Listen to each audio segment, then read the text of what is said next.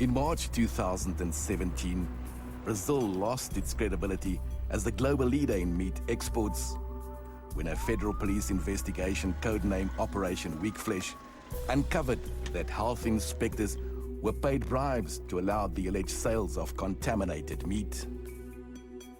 Brazil was one of the most respectful meat producing of the world.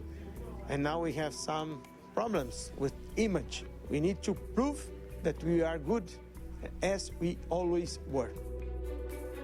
At the center of the scandal are a number of small producers and multinational meat giant JBS, exporters to South Africa. If we have to look at it, there were individuals involved. This was not a corporate process of trying to deviously, let's say, manipulate the system. And I think those individuals who are implicated have been and are being brought to book. Import countries, including South Africa, responded by placing a ban on Brazilian meat. But despite the controversy, Brazilian poultry exports have flooded the local market. This is despite the fact that the Brazilian meat was discovered to have taints and was not of the best quality. In this episode of Special Assignment, we travel to Brazil to explore the global giant's meat quality and safety regulations. And we later discover that some chicken sold locally contains high levels of bacteria that could pose health risks to thousands of consumers.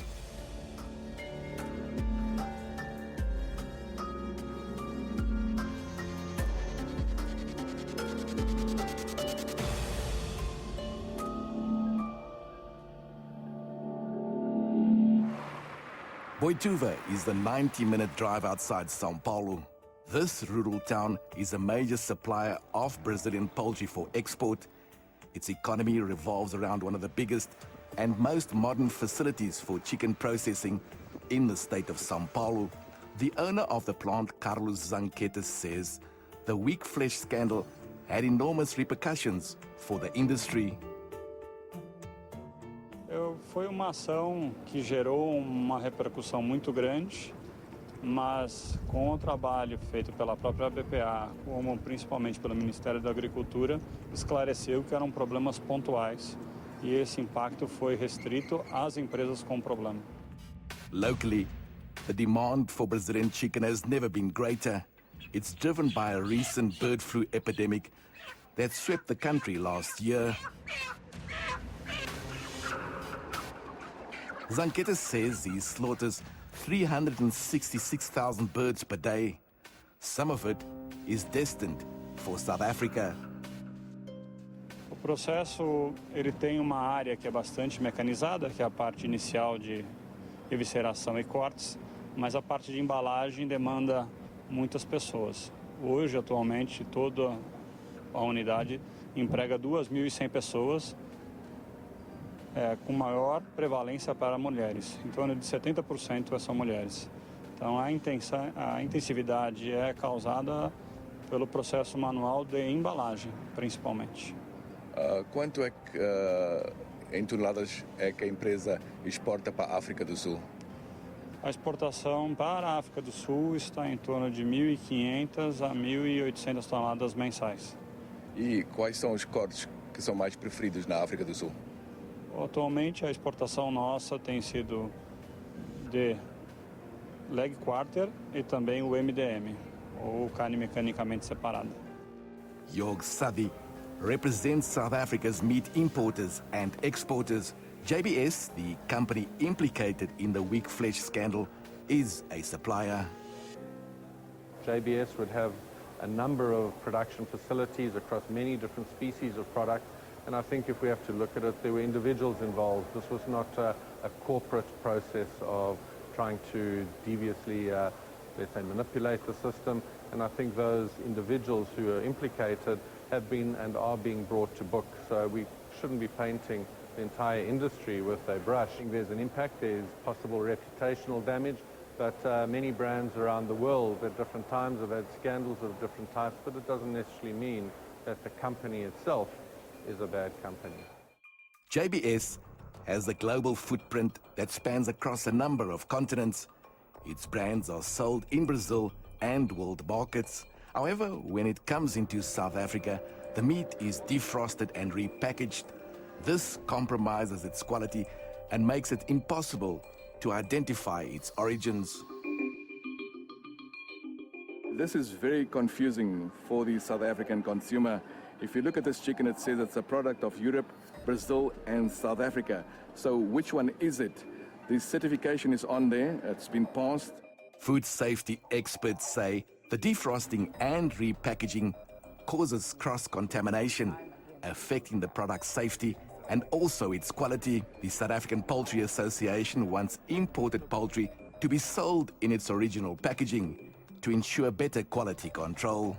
We have actually addressed this with the Department of Agriculture as well as the Department of Health, where we've asked if it isn't possible that the department insists on the product coming from whatever country that it comes from being packaged for specific South African purposes, so that when it comes here, it's already in a South African approved package that is therefore easily identifiable, and on that it would specify exactly what country it comes from.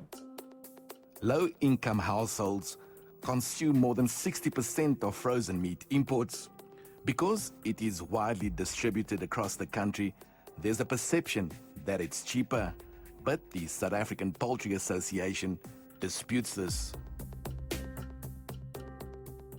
The South African consumers don't benefit from these imports if you look at what South Africans are paying for imported product versus what they're paying for South African produced product. So they pay the same price, therefore there is no benefit for the consumers. Meanwhile, locally produced chicken has also been criticized for its salt content. The International Poultry Council accuses local producers of cheating South African consumers. Just last year, they were able to inject their chicken with up to 40% water and sell water to consumers for the same price as chicken. So finally, your government stepped in and limited that to 15%, plus told your companies that they have to start labeling it. So consumers take a lot in South Africa. Brazil's weak flesh scandal has had major global repercussions, which have affected the country's image, credibility, and trust.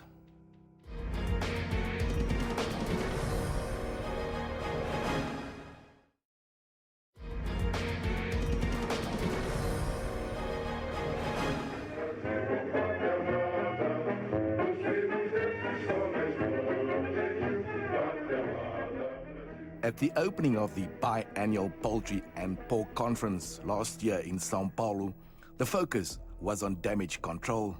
50 international journalists were invited as the country tries to rebuild its reputation. The scandal cost the industry $300 million in export revenue. Brazil's Animal Protein Association says the country is facing enormous challenges. O governo brasileiro sempre lutou com muitas dificuldades, como qualquer país em desenvolvimento. Então, por exemplo, para levar esse processo todo, para acompanhar um país que cresce numa proporção muito superior às possibilidades, é óbvio que ele nem sempre tem condições de monitorar, de ter pessoal, de tudo. Então, às vezes, a carência de pessoal fazia com que houvesse uma participação das empresas, ajudando na área administrativa para que a fiscalização acontecesse. At the trade exhibition, we get a glimpse of Brazil's ever-expanding industry. Gathered were representatives of more than 5,000 meat processing plants. The sector employs close on 4 million people. The Agriculture Ministry says it aims to restore credibility by adopting the safety regulations used in Western nations. Esse evento Carne Fraca fez com que nós nos reinventássemos. Estamos propondo um modelo de segurança do alimento nos níveis dos Estados Unidos e da Europa para poder, então, fortalecer ainda mais o processo de certificação e credibilidade internacional. Despite exports to other countries having declined, business to South Africa has skyrocketed. In July last year, Brazilian imports hit record highs. What is significant to note is that as you move and look at the actual months, the breakdown per month, if you look at the month of July, that's where we're seeing quite a spike, where Brazilian imports actually jump all the way to 74.8%. And that's quite a jump compared to what we have seen right through the year.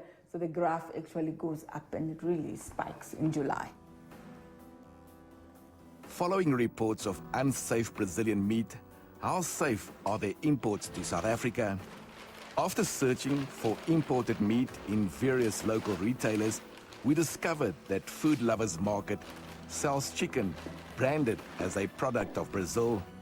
We tested the samples marked A and B for imported and local chicken to avoid a biased report. I see two samples here, two batches. I see batch A and batch B. I don't know which one is the imported one or the locally produced chicken, but I have a serious concern with batch A. I see that it is of a lower quality, and it's in terms of total plate count, which is about 17,200 colony forming units per gram of sample. Then I also have a concern with yeast and mold, which is greater than 30,000 colony forming units per gram of sample. And then I also have a strong reservation with coliforms, which you have about 7,900 colony forming units per gram of sample. If you look at batch B, the figures there are far less. So my concern will go strongly for batch A. Batch A was the meat from Food Lovers Market. The company declined our request for an on-camera interview. In a written response, they denied that the meat is imported, saying it comes from their distributors, Millennium Meats, which gets the product from CC Chicken. It further says the poultry was wrongfully packaged as a product of Brazil. This is quite misleading and I think very confusing more than anything for the consumers, because then they never really show, unless if they buy brands that are recognizable as South African brands. But other than that, it becomes very tricky and very difficult. The Consumer Protection Act specifically prohibits labeling that is misleading. In terms of the test results, Food Lovers Market concedes the meat has high levels of coliforms.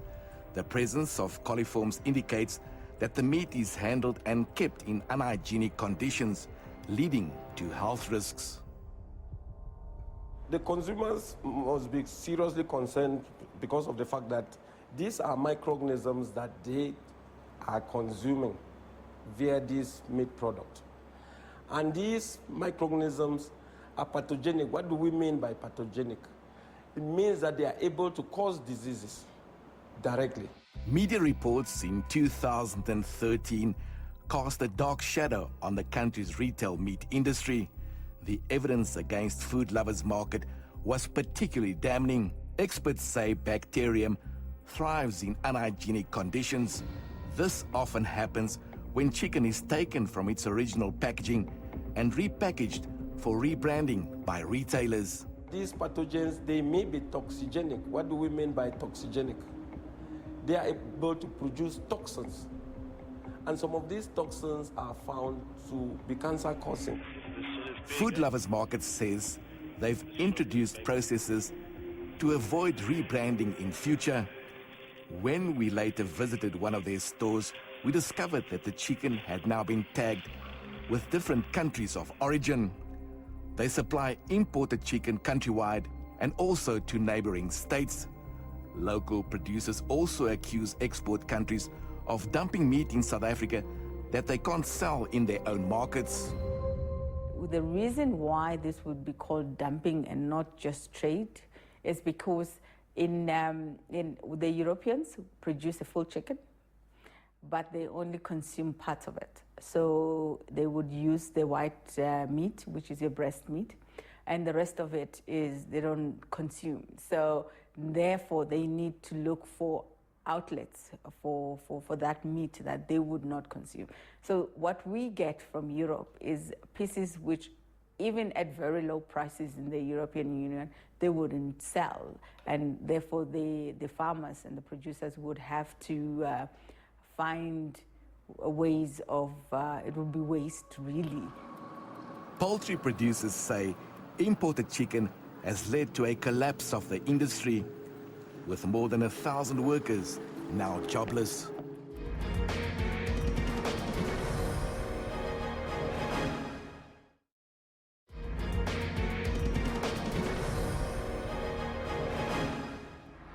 The Rainbow Chicken plant in Hammersdale outside Durban is a testament to the country's once flourishing poultry industry. In December 2016, the company said it was downscaling its operations because it could no longer compete with imported chicken. The reason for that, essentially, is that there is massive oversupply in the South African poultry industry as a result of cheap, dumped leg quarters, which are drums and thighs, which are coming in from the EU and Brazil and a bit from America. And that is causing oversupply, which has caused local producers to have to lower their prices in order to sell their volume. And essentially that means that we're all in a loss situation, and Rainbow is no exception to that, making a significant loss every month. And as a consequence of that, we have no option but to close down our part of our operations in order to stay alive. Busisiwe Zungu is one of 1,500 workers that the company retrenched. After working at Rainbow Chickens for 27 years, she's now jobless. Kuneenkukhu eziphuma from phesheya e-EU ezingena la, so owabo umkhiqizo awusathengeki, awusadayiseki. Ngaleyo ndlela ke bona bathola sekuthi manje abasakhona ukusikhokhela njengoba sisebenza. Babona ukuthi ke ngcono basidilise ke because abasenayo imali ukusikhokhela nje no more. Busisiwe, you believe the story? Yes, I believe, because besisebenza inyama ingasaphumi emsebenzini. Bese ngasekho ama-customer athatha inyama nje ibisidanjwa nje isikhathi esiningi. In the many years that she's worked at the company, Busisiwe says she's learned to identify the imported chicken that has allegedly cost her job. Mahluko bengubona lapho ukuthi akusiyonake yethu because indlela eyiyona nesakhiwo sayo, even ukusikeka kwayo nje bengesiyona inyama yethu. Bengikwazi ukuyihlukanisa kanjalo, eyethu ngiyakwazi ukuyihlukanisa. Nanekhala yayo muyibuka enombala ohlukile kunombala wethu wenkukhu yakaRainbow. We took Busisiwe shopping to see what we could find. Sifting through the fridges at a local supermarket, we came across an entire row of refrigerators packed with imported chicken. Abantu bayacomplaina kakhulu nabo ngayo. Okay, basho ukuthi i-chip le nyama ya le engesiyona kaRainbow. One bathi chip, okwesibili kodwa emlonyeni mosuyidla ayikho tasteless. Kangangokuthi bazibacomplaina nangokuthi moyiphekile igcwala amanzi, igcwala amagwibu. She says with the little money she has left from a severance package, she prefers buying locally produced chicken.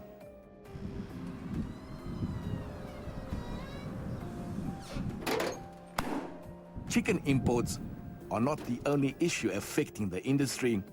The bird flu epidemic added to the misery. This is one of 15 poultry farms that have been shut down. We are here at Keto Ridge at B22 Rainbow Farm, one of the farms that Rainbow is selling. It's B22 with 44 hectares.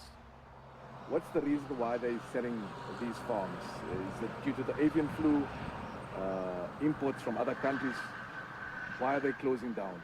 There was this huge retrenchment that took place at Rainbow. So due to the import, so that's the reason why this farm is closed. As you can see, But secondly, even the situation that we are facing currently of this flu that is attacking the birds. So I think that is one of the reasons. The impact of the avian flu is still being felt several months after it was first detected. This disease is spread through contact, direct or indirect contact, between infected birds with non-infected birds, or between vulnerable birds with inanimate objects. The only way to protect oneself is to take it as your own personal responsibility. Millions of birds were culled, which came at a huge cost to big producers like Rainbow Chickens and street vendors that sell chickens. The South African Poultry Association says there hasn't been a concern in the past 2 months, except in some instances in the Western Cape. Brazil never have avian influenza, and when you have avian influenza in a country, and not only in South Africa, it's important to say that this episode, outbreak of avian influenza, is a worldwide outbreak. And this, when South Africa looked to European Union, that is avian influenza at that time there, and so look to Brazil and say, well, you don't have it, I will import from you. Maybe it helps us to improve the exports to South Africa.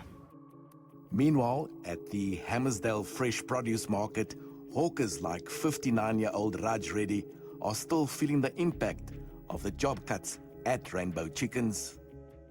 This time, especially on a Friday, this place used to be buzzing with people. Unfortunately, the closure of farms in Rainbow has had an effect on everything that is in Hammersdale. Even the one that we are here, because of Rainbow Chickens, you can see the tables. We have nothing here on the tables. We are now selling cardboards and things like that. But there's no sale for fruit and veg. This affected us so much. Retrenched workers like Busisiwe Zungu have been reskilled with the hope that they'll find other jobs. She recently qualified as a dressmaker. uRainbow Banda uzamile kakhulu ukungisiza ngoba njengamanje ungithathile ngahamba ngaye esikoleni ngakwenza i-dressmaking, ngafunda, ngaphasa, ngasithola isitifiketi nginazo njengamanje sila endlini isitifiketi se-dressmaking. Inkinga iseyisele manje ukuthi ngizosebenzisa kuphi because angazi ngizothola lapho umsebenzi waso. Isifiso sami bengifise ngazathi ithi ene bengaba khona usizo engalithola lokuthi mhlambe bangitholela indawo noma basinikeza indawo la sosebenzela khona sikwazi ukuqhubeka sithunge noma basitholela ikhampani esoyithungela ama-uniforms abazokwazi ukuthi bawasebenzise sikwazi ukuthi sikwazi ukuphila kuleyo nto kunjani khona. The crisis in the Hammersdale poultry industry mirrors its once productive textile business, which collapsed a few years back, having given way to cheap imported garments. Hammersdale was situated with clothing and textile, 90% industry. Then Rainbow was the poultry. When textile industry is closed, then all people from Hammersdale, they depend at Rainbow. So this downsizing is affecting all of them. Experts say stemming the rampant job losses can only be resolved by growing our own local industries. The state needs to find a balance between being a global player while also acting in the best interest of its citizens and enforce regulations to protect consumers, ensuring a safe, quality product.